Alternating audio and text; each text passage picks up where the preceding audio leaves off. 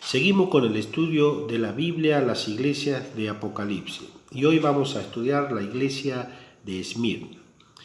Nosotros tenemos que en Esmirna se construyó el primer templo a Dea Roma, al dios Roma, y que esta comunidad de Esmirna era devota del culto al emperador. También tenemos que en esta comunidad estaba formada por judíos de una buena posición económica, y por otro lado había una cantidad importante de pobres, de marginados que constituían la clase obrera. Entonces este es el contexto. La iglesia de Esmirna estaba constituida por los pobres, esclavos y marginados de la sociedad. Y leemos Apocalipsis 2:8. Escribe al ángel de la iglesia en Esmirna, el primero y el postrero, el que estuvo muerto y vive, dice esto. Escribe a los responsables de la iglesia de Esmirna. El Señor se identifica como el primero y el último, el que estuvo muerto y vive. Acá vemos de entrada la identificación de Cristo con la iglesia que sufre, con la iglesia que está siendo perseguida, con la iglesia que está afligida. El que estuvo muerto, el que sufrió, pero hoy vive. Esa es la palabra de aliento para esta iglesia. Y el Señor no tiene ningún reproche para la iglesia de Esmirna. Yo conozco tus obras y tu tribulación y tu pobreza. El Señor conocía desde adentro, por eso tiene una empatía con esta iglesia. Conocía las obras de diaconía. En medio de su pobreza se ocupaban de los pobres, de los enfermos, de los marginados. En medio de las aflicciones y las tribulaciones seguían predicando el Evangelio, las obras que tiene una iglesia. Y morían cantando en la sinagoga, en los circos romanos, en las persecuciones, los cristianos de Esmirna.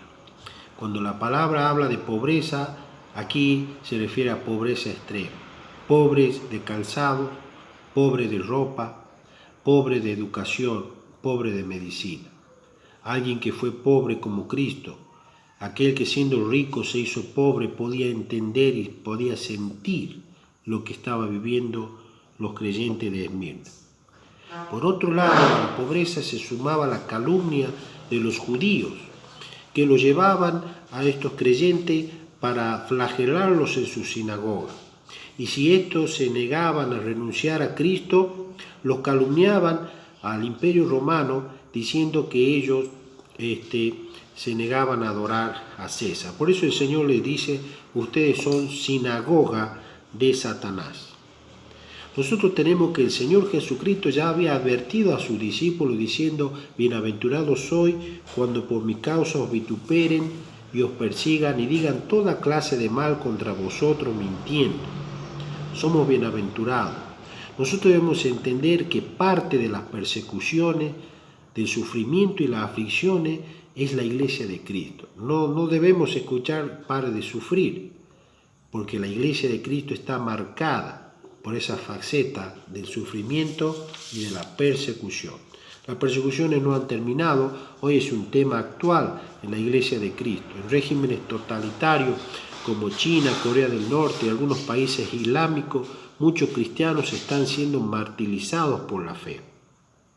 Pero la voz de aquel que pasó por ahí, que sufrió el oprobio, que sufrió la traición y la soledad, que fue perseguido, la voz de aquel que anima a la iglesia dice, no temas, no temas. Sé fiel hasta la muerte y yo te daré la corona de la vida. Acá de ser fiel hasta la muerte debemos entender que esto es imposible para el cristiano a menos que tenga la asistencia del Espíritu Santo. Por eso el Señor dijo que el Espíritu Santo en ese momento de dar testimonio nos iba a ayudar a no claudicar en nuestra fe. Acá no se trata de la fuerza del hombre, es por la acción del Espíritu Santo que vamos a poder ser fiel ¿hasta dónde? Hasta la muerte. Empezamos en persecuciones, en aflicciones y terminamos con una nota de victoria y triunfo. El que tiene oído oiga lo que el Espíritu dice a las iglesias. El que venciere no sufrirá daño de la muerte segunda. Vamos a explicar un poquito qué es la muerte segunda. La Biblia dice que está establecido para los hombres que mueran una sola vez y después de esto viene el juicio. Para aquel que ha creído en el Señor Jesucristo, solamente muere una vez y resucita para vida eterna.